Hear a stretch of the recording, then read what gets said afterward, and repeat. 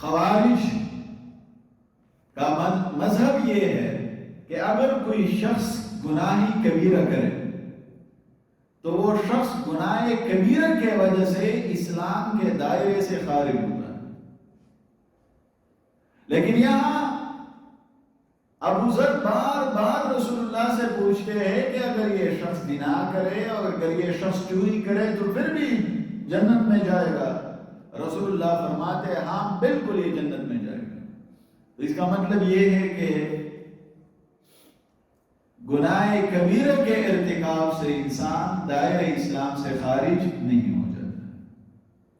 اگر یہ خارج اسلام ہو جاتا تو پھر رسول اللہ یہ نہ فرماتے کہ یہ جنت میں جائے گا، کیونکہ کافر تو جنت میں نہیں جا سکتا ہے، لیکن یہ مسلمان ہے تو اس لیے یہ جنت میں جائے گا.